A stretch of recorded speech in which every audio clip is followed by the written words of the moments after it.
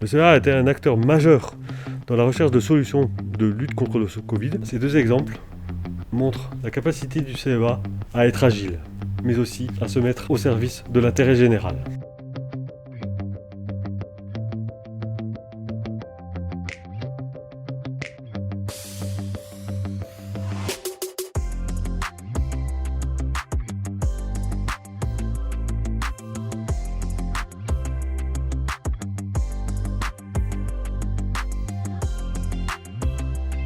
Ces startups, c'est eux qui ont eu l'idée, c'est eux qui ont la paternité de l'idée.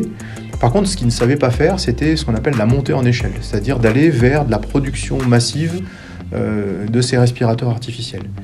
Et c'est là qu'ils se sont tournés vers le CEA pour avoir accès à la fois à des experts des différents domaines qui sont impliqués dans le respirateur artificiel, la partie carte électronique, la partie aérolique, la partie informatique, la partie assemblage, et puis aussi pour s'appuyer sur nous, sur tout ce qui va être fabrication sur une petite ligne pilote. Le métier, c'était tout d'abord, avec les équipes, réfléchir comment on allait les fabriquer, quels étaient les postes de travail que l'on allait faire, quels étaient les postes d'assemblage, quels étaient les contrôles qu'on devrait faire, et puis ensuite toute la partie test, la partie ensachage, et puis ensuite on pouvait expédier ces respirateurs pour les essais cliniques, puisque les premiers respirateurs ont servi à faire des essais cliniques dans des CHU. Un projet chez nous, d'habitude, ça prend 2 ans, 3 ans, 4 ans. Là, on a tout fait en un mois. Les gens avec qui j'ai travaillé pendant ces périodes-là, j'avais confiance en eux, mais à la sortie de cette période, j'avais encore plus confiance en eux.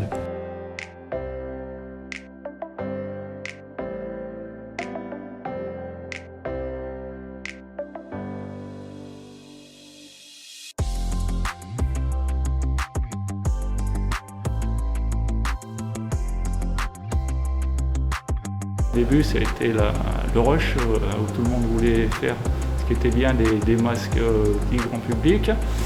Et ensuite, donc, on a testé ces différents tissus. Et dans un second temps, il y a eu des masques tout faits qui nous ont été envoyés.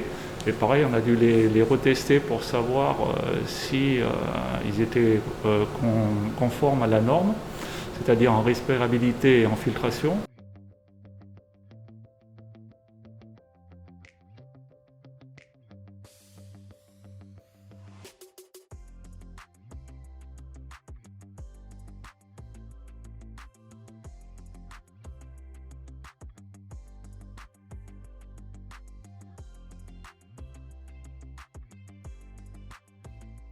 Alors, je suis arrivé au CEA Grenoble il y a une quinzaine d'années, après avoir obtenu un double diplôme, un diplôme à l'école des mines de Nancy sur les sciences des matériaux et à Clermont-Ferrand un DESS en gestion des organisations et qualité produit.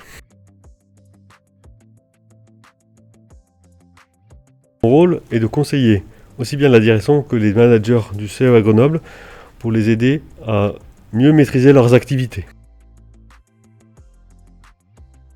Dès 2002, la mission handicap du CEA a pris en compte mon handicap en adaptant tout d'abord mon poste de travail. J'éprouve une fierté personnelle de travailler au CEA quand je vois le travail réalisé, mais aussi pour tout le travail qui a été accompli durant cette période.